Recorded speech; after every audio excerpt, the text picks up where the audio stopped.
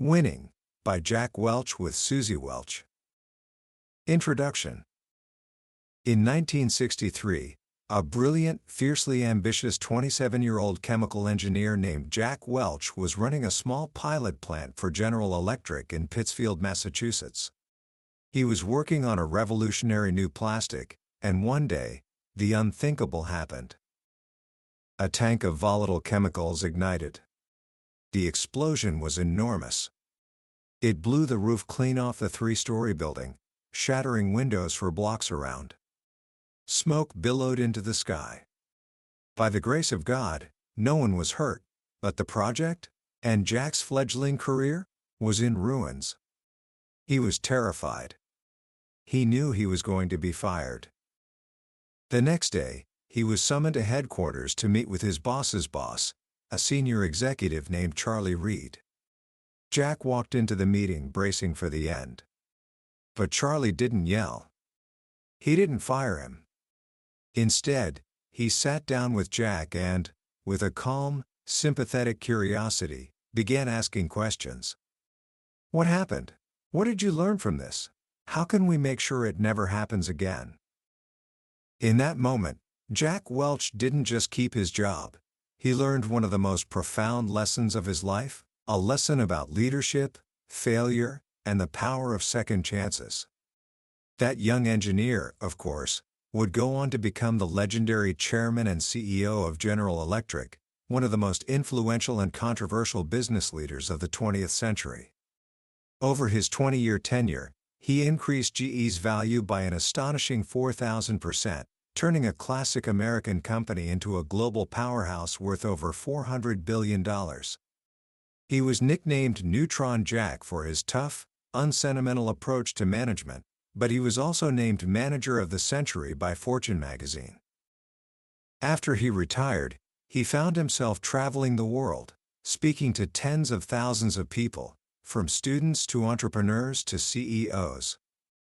And they all asked him, in 1,000 different ways, the same fundamental question: what does it take to win? This summary is the answer to that question.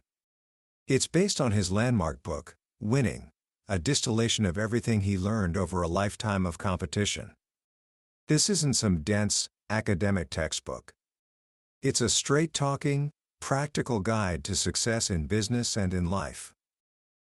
And my promise to you today is this: by the end of our time together, you will understand the simple, powerful, and often surprising rules that Jack Welch lived by. You'll learn the biggest dirty little secret in business, why he believed being tough was actually the kindest way to manage, and how you can apply these timeless principles to build your own winning career, starting right now. Book summary. So, what is winning? For Jack Welch, the answer was simple. Winning is great. Not just good, great. Because when businesses win, he argued, the world becomes a better place. People thrive and grow. There are more jobs, more opportunities for everyone. People can send their kids to college, get better health care, and secure a comfortable retirement. A winning company, he believed, is the engine of a healthy economy and the foundation of a free society. But that begs the real question: how do you win? Welch believed it wasn't a matter of luck or complex theories. It was about mastering a few fundamental ideas and executing them with relentless passion. He built his entire philosophy on a simple foundation, a set of 4 core principles that he called the ideas underneath it all. These were the pillars upon which every winning company, and every winning career, had to be built. The first of these pillars is having a clear, effective mission and values. Now, I know what you might be thinking. Mission statements are just those generic, noble-sounding plaques you see hanging in a company lobby, right? Things like, "We value quality and service." Welch called that hot air. For him, a real mission statement answered only one question: how do we intend to win in this business? It's not about what you used to be good at, or a vague platitude designed not to offend anyone. It's a specific, concrete choice about where you will play and how you will beat the competition. When he became CEO of GE in 1981, The mission was crystal clear: be number one or number two in every market, or fix, sell, or close the business. There was no ambiguity. Everyone knew what it meant. It forced the company to make hard choices and allocate its resources, its money and its people, only where they could truly dominate. But a mission is just a destination. The values are the roadmap. And again, Welch had no time for generic virtues like integrity or excellence. He said integrity isn't a value, it's a ticket to the game. If you don't have it, you shouldn't even be on the field. Real values, he argued, are simply behaviors. They are specific, nitty-gritty actions that describe exactly how people should behave to make the mission a reality. He saw a brilliant example of this after he retired, when J.P. Morgan Chase merged with Bank One. They had a value: we treat customers the way we would want to be treated. That sounds nice, but they didn't stop there. They listed out the specific behaviors. Never let profit center conflicts get in the way of doing what is right for the customer. Give customers a good, fair deal. Don't forget to say thank you. These weren't abstract ideas, they were marching orders. And for a company's mission and values to work, they have to be linked. Your values must directly support your mission. When they don't, you get a catastrophic disconnect, which he believed was at the heart of the collapses of companies like Enron and Arthur Andersen. Now, having a clear mission is one thing, but how do you get the best ideas to fulfill it? That leads to Welch's second foundational principle, the one he called the biggest dirty little secret in business: candor. Lack of candor, he said, is a killer. It blocks smart ideas, it slows down action, and it prevents good people from contributing everything they've got. When he talked about a lack of candor, he wasn't talking about dishonesty. He was talking about the all-too-human tendency to soften bad news, to avoid conflict, to sugarcoat feedback, and to hold back our true thoughts and opinions. We do it to be polite, to make people feel better. But Welch argued that this politeness is actually a form of self-interest. It makes our lives easier by helping us avoid messy, awkward conversations. In business, this is devastating. It creates bureaucracy, politicking, and endless meaningless meetings where everyone nods along but no one says what they're really thinking. True candor gets more people into the conversation. When everyone feels safe to speak their mind, to debate, to challenge, and to push back, the best ideas emerge. It's like turning on the lights in a dark room. Candor also generates speed. Instead of ideas getting stuck in layers of politeness, they are surfaced, debated, and acted upon quickly. And finally, it cuts costs. It eliminates the nonsense, the fake reports, the endless PowerPoint decks, and replaces them with real, productive conversations. Welch admitted that fostering candor is incredibly hard. It fights against our very human nature. It took him nearly a decade at GE to make it a way of life. But he insisted it was the leader's job to demand it, to reward it, and most importantly, to model it, even when it feels uncomfortable. He was famous for his blunt, straight-to-the-point style, and while it earned him the label abrasive early in his career, he was convinced it was the very thing that made his team so successful. This belief in facing reality, no matter how tough, leads directly to his third, and most controversial, principle: differentiation. To his critics, differentiation was cruel and Darwinian. To Welch, it was the fairest and most effective management system ever created. He learned it on the playground as a kid. When you picked a baseball team, you picked the best players first. The average players got put in the easy positions. And the least athletic kids, well, they usually found another game they were better at. In business, differentiation is the same idea, applied to both businesses and people.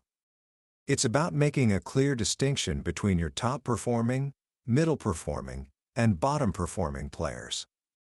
Specifically, Welch championed a system known as the 20-70-10. You identify the top 20% of your people, your stars. These are the ones who get it done, who live the values, and who energize everyone around them. You shower them with rewards, the biggest bonuses, stock options, praise, and opportunities. You make it clear to everyone that they are the best, and you treat them that way. Then you have the middle 70%. This group, Welch stressed, is the heart and soul of the company. They are enormously valuable, and the goal is not to punish them, but to cultivate them. You give them training, positive feedback, and clear goals to help them improve. You manage them with care, looking for those with the potential to move up into the top 20. And then, there's the bottom 10%. Here, Welch was unflinching. In a system of candor and clear performance reviews, he argued, people in the bottom 10% generally know who they are. They aren't a good fit for the job, and keeping them there is a form of false kindness. It's bad for the company, because they drag down performance. It's bad for the team, which has to carry their weight. But most of all, he said, it's bad for the individuals themselves. He saw managers who were too nice to let underperformers go, so they carried them for years, giving them vague, positive feedback. Then, when a downturn hit and layoffs were necessary, these were the first people to be let go, often in their late 40s or 50s, completely blindsided and unprepared. That, Welch said, was the ultimate cruelty. Differentiation forces those tough conversations to happen early, giving people in the bottom 10 the chance to find a job or a company where their skills are a better fit, and where they can truly excel and be happy.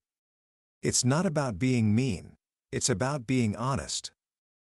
This might sound harsh, but it's tied directly to the fourth and final pillar of his philosophy, voice and dignity. Welch believed that every single person, no matter their role or rank, wants the opportunity to speak their mind and be heard. They want to be respected for their work and their individuality. Early in his time as CEO, he would hold marathon Conda sessions at GE's Leadership Center in Crotonville. He was constantly peppered with detailed questions about local business issues, things their own bosses should have answered. When he asked them, "Why aren't you asking your own bosses these questions?" the answer was always the same: "I can't. I'd get killed." This was a revelation. He realized that the vast majority of people in most organizations stay silent because they feel they can't speak up, and they haven't been asked. To solve this, he created a process called workout. It was like a New England town meeting. Groups of 30 to 100 employees would gather for a few days with a facilitator to brainstorm better ways of doing things and tear down bureaucracy. The boss was there at the beginning to lay out the challenge, and then would leave. At the end, the boss would return, and had to give an on-the-spot yes or no to 75% of the recommendations. Workout was revolutionary. It unleashed an explosion of productivity and creativity across the company. It brought, as Welch put it, every brain into the game. He famously recalled an appliance worker telling him, "For 25 years, you paid for my hands when you could have had my brain as well? For nothing." By giving people a voice, and the dignity of being heard, the company became infinitely smarter and stronger. So, these four principles, mission and values, candor, differentiation, and voice and dignity, form the bedrock of winning. But how do you put them into practice? How do you build the engine? That's where we turn from the philosophy to the mechanics of running a company. And it all starts with leadership. Welch had a profound insight about the transition to leadership. Before you are a leader, he said, success is all about growing yourself. When you become a leader, success is all about growing others. That single sentence captures the fundamental shift that must occur. It's not about you anymore. It's about them. He laid out 8 rules for leaders, which became his guideposts. First, leaders relentlessly upgrade their team. He saw a leader as a gardener, with a watering can in one hand and fertilizer in the other. Your job is to evaluate, coach, and build self-confidence in your people with every single encounter. A budget review isn't just about numbers, it's a chance to see your team in action. A plant tour isn't just about machines, it's an opportunity to spot promising new talent. Second, leaders make sure people not only see the vision, they live and breathe it. You have to talk about the vision so often that you get sick of hearing yourself say it. You have to be clear, simple, and passionate. And crucially, you have to reinforce it with rewards. As one of his friends said, "Show me a company's compensation plans, and I'll show you how its people behave." Third, leaders get into everyone's skin, exuding positive energy and optimism. A leader's mood is contagious. A pessimistic, sourpuss leader will create an unhappy, losing team. An upbeat, can-do leader will create a team that feels like it can conquer any challenge. Fourth, leaders establish trust with candor, transparency, and credit. Trust happens when leaders are real. They tell people where they stand. They don't hoard information. And they never, ever steal an idea from their own people. In bad times, they take responsibility. In good times, they generously pass around the praise. Fifth, leaders have the courage to make unpopular decisions and gut calls. You're not a leader to win a popularity contest. You're a leader to lead. Sometimes, you have to make hard calls that will make people unhappy. You listen, you explain, but you move forward. And sometimes, the hardest calls come from your gut. Welch believed that gut is simply pattern recognition. You've seen something so many times, you just know. You have to trust that feeling, even when the data isn't all there. Sixth, leaders probe and push with a curiosity that borders on skepticism. When you're an individual contributor, your job is to have all the answers. When you're a leader, your job is to have all the questions. You have to be comfortable being the dumbest person in the room, constantly asking, "What if?" and "Why not?" And you have to make sure your questions are answered with action, not just head fakes. Seventh, leaders inspire risk-taking and learning by setting the example. If you want your people to experiment, you have to be willing to admit your own mistakes. Welch frequently told the story of blowing up that pilot plant, his first huge mistake. His boss's reaction taught him that failure isn't fatal, as long as you learn from it. And finally, rule number 8, leaders celebrate. Welch was amazed at how nervous managers are about celebrating. Maybe it doesn't seem professional, but winning should be fun. He argued that work is too much a part of life not to recognize moments of achievement. You have to make a big deal out of them. It creates an atmosphere of recognition and positive energy. Now, if leadership is about growing others, your most important job as a leader is hiring. The team with the best players wins, Welch said. It's that simple. But hiring great people is brutally hard.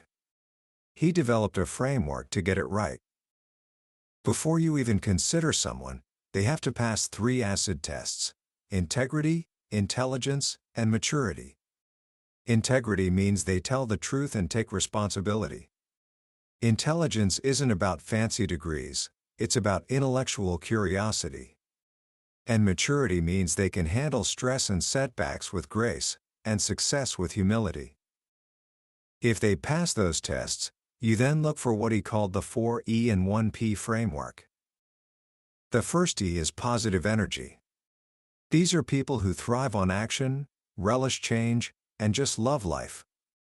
They're optimistic and enthusiastic. The second E is the ability to energize others. It's not just about giving Patton-esque speeches. It's about being able to inspire a team to take on the impossible and love doing it. The third E is edge. This is the courage to make tough yes or no decisions. They know when to stop analyzing and make a call, even without all the information. The fourth E is the ability to execute. This is the secret sauce. You can have energy, energize others, and have edge, but still not get over the finish line. People who can execute know how to put decisions into action and push them through to completion, no matter the obstacles. And if a candidate has all four S, you look for the final P, passion. A heartfelt, deep excitement about the work. Passionate people care in their bones about winning, and they get a huge kick when the people around them succeed. Once you've hired these winners, you have to manage them. This leads us to people management, which Welch saw as the real work of any leader. He had 6 fundamental practices. 1. Elevate HR to a position of power. He believed the head of HR should be the second most important person in any organization, equal to the CFO. Great HR people are a hybrid of a pastor and a parent. They hear all sins without judgment, and they give it to you straight when you're off track. 2. Use a rigorous, non-bureaucratic evaluation system. People have to know where they stand. Feedback should be candid, consistent, and frequent. 3. Create effective mechanisms to motivate and retain. This means money, recognition, and training. Tie great performance to great rewards, both in the wallet and in the soul. 4. Face straight into charged relationships. This means dealing head-on with unions, but also with difficult personalities in the office, the brilliant but arrogant stars who need to be kept in check, the sliders, once good performers who have hit a wall and need to be re-energized or moved on, and the disruptors, who cause trouble for sport and need to be removed. 5. Fight gravity and treat the middle 70% like the heart and soul of the organization. Don't spend all your time on the stars and the troublemakers. The majority of your people are in the middle, and they need coaching, attention, and appreciation. And 6. Design a flat organization chart with blindingly clear responsibilities.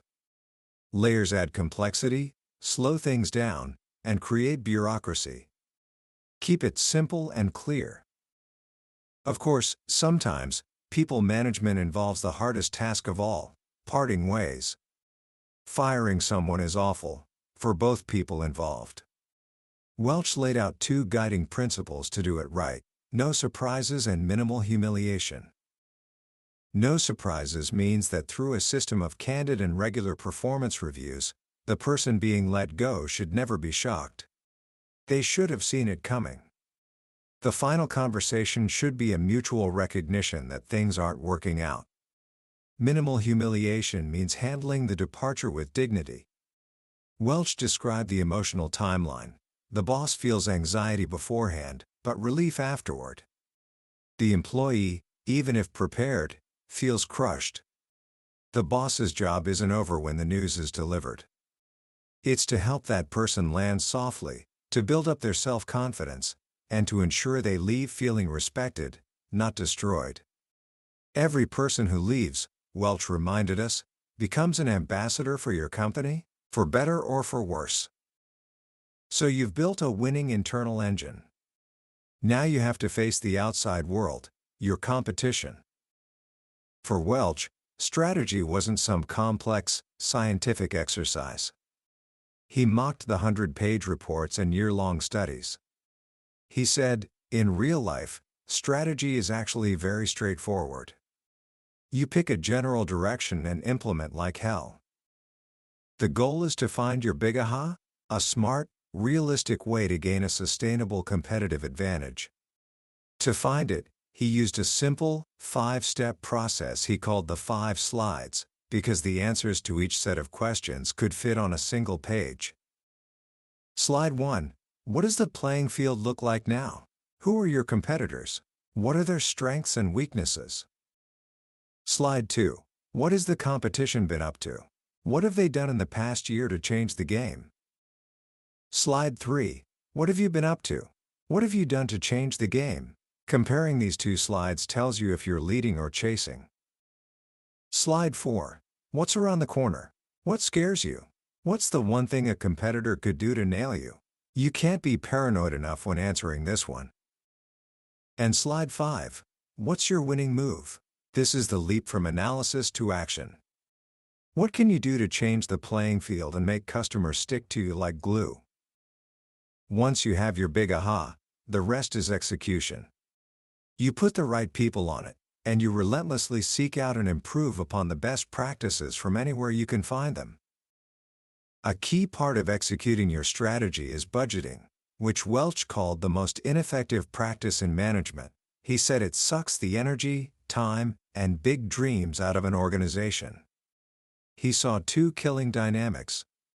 First, the negotiated settlement, where the field team sandbags their targets to minimize risk, and headquarters pushes for unrealistic growth, and they end up splitting the difference in a soul-crushing compromise.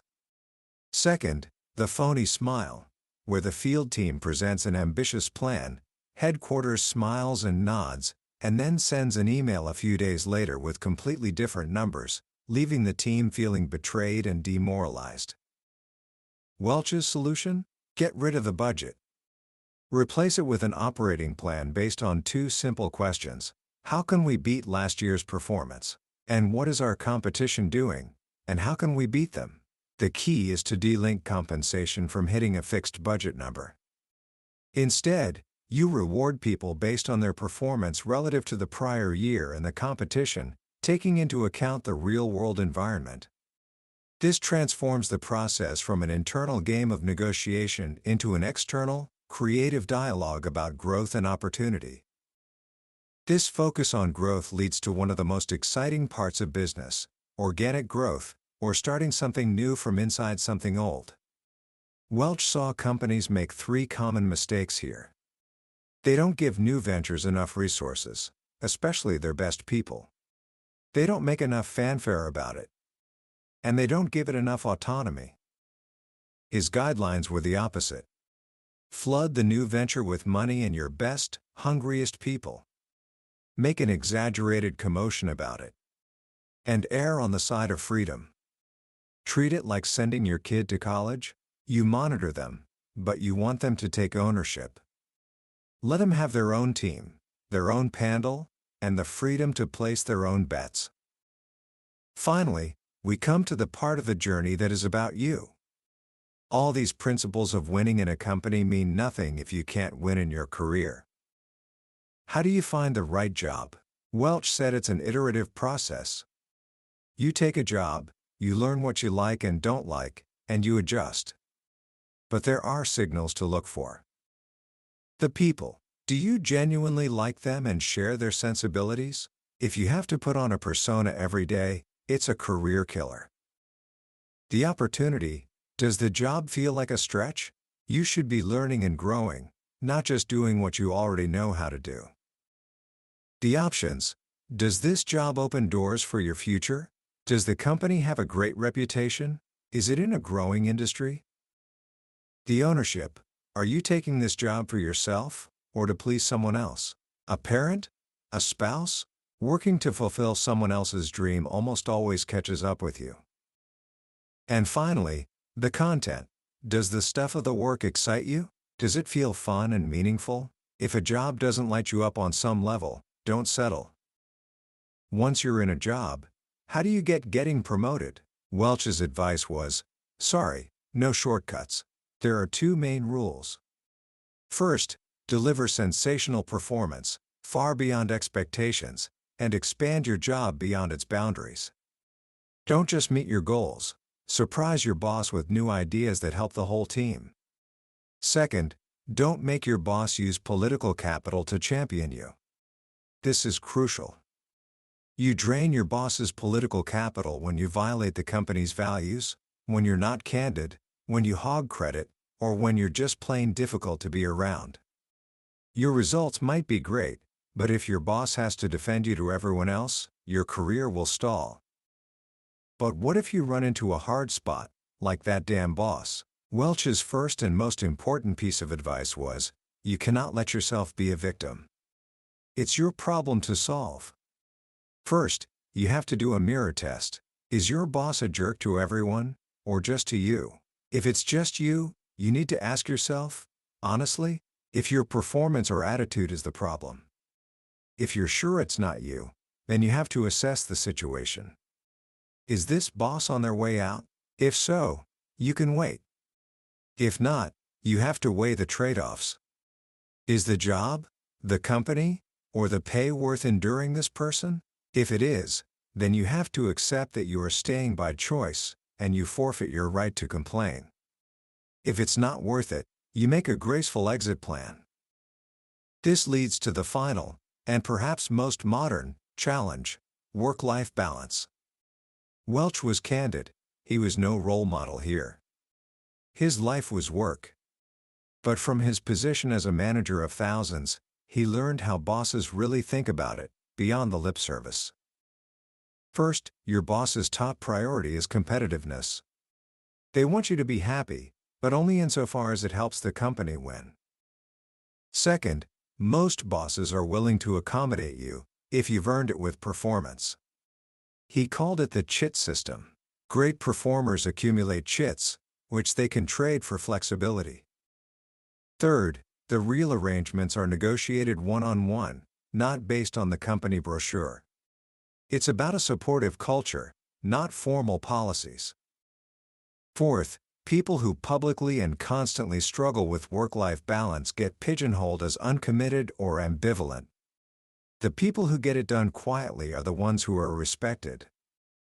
And finally, even the most accommodating boss believes that work-life balance is your problem to solve. They expect you to figure it out. Welch saw a few best practices emerge. Compartmentalize. Be fully present wherever you are. Have the mettle to say no to things outside your plan. And most importantly, make sure your plan doesn't leave you out. If you craft a perfectly balanced life that makes everyone happy but yourself, it's not sustainable. One day you'll wake up miserable. Winning, in the end, is about making conscious choices, about your company's mission, about the people you hire, about your strategy, and about your own life, and then having the courage and the discipline to live with the consequences. Commentary. As we step back from the incredible breadth of Jack Welch's playbook, one single, powerful theme shines through: reality. At its core, winning is a manifesto for facing the world as it is, not as we wish it would be. Welch's entire philosophy was a war against the comforting illusions, the polite fictions, and the bureaucratic nonsense that can cripple organizations and careers. Think about it. Candor is about speaking the truth, even when it's hard. Differentiation is about acknowledging the reality of performance differences, rather than pretending everyone is the same. Our real mission is about confronting the brutal reality of your competitive landscape. A good budget is based on the reality of the market, not on internal fantasies. Even his advice on a bad boss starts with the unflinching question: is the reality that I'm the problem? In a world that often encourages us to sugarcoat, to hedge, to avoid difficult truths, this message is more vital than ever. It's a call to strip away the jargon and the complexity and get back to what truly matters. And this isn't just a book for future CEOs of Fortune 500 companies. The principles are universal, and they can be applied right now, no matter where you are in your journey. When you're working on a group project for school, are you practicing candor? Are you willing to tell a friend that their part of the presentation isn't up to scratch, not to be mean, but because you want the whole team to win? That's Welch's philosophy in action. When you're picking a team for a pickup basketball game, or even a video game, are you practicing differentiation? You naturally pick the best players first because you want to win. You're putting your best resources where they can have the most impact. When a teacher gives you a tough but fair critique of your work, do you see it as a personal attack, or do you see it as an invaluable opportunity to learn and grow? That's facing reality. The beauty of winning is its raw, unvarnished simplicity. It demystifies the world of business and leadership, turning it from a complex science into a practical art. It's a reminder that success isn't about having all the answers, but about having the courage to ask the right questions and the discipline to act on the answers you find. So, How can you start applying these ideas today? Here are 3 simple challenges. First, practice small acts of candor. This week, find a low-stakes opportunity to be more direct and honest than you normally would be. Maybe it's giving a friend constructive feedback on a project, or telling your parents what you really think about a family plan, but doing it with kindness and a desire for a better outcome. Second, the next time you're in a leadership role, even if it's just for a small project, consciously shift your mindset. Instead of thinking, "How can I shine?" ask yourself, "How can I make every single person on this team better?" Focus on building their confidence, giving them credit, and clearing roadblocks for them. Watch what happens. Third, take a hard look at your own work-life balance right now. Your balance between schoolwork, friendships, hobbies, and rest. Are you making conscious choices, or are you just letting things happen to you? Are you owning your schedule, or are you letting it own you? Decide on one small change you can make to better align your time with your true priorities. That was a summary of Winning by Jack Welch. We've explored the core of his philosophy today, from the foundational principles of candor and differentiation to the practical advice on leadership, strategy, and managing your career. But a summary, no matter how detailed, is like looking at a map of a great city. It shows you the layout, but it can't convey the feeling of walking its streets, hearing its sounds, and discovering its hidden corners. The real power of this book lies in the stories, the blunt force clarity of Welch's voice, and the way his ideas challenge you, page after page. If anything we've discussed today has sparked a question, an idea, or a feeling of "I need to know more about that," I encourage you to pick up a copy. Reading it isn't just an exercise in learning, it's an experience that could genuinely change how you approach every challenge and every opportunity in your life. The link to the book is in the description. Also, if you found this journey through Welch's world valuable, please show your support by hitting that like button and subscribing to the channel. That way, you won't miss our next exploration into another life-changing book from the billionaire's bookshelf. Let's keep growing together.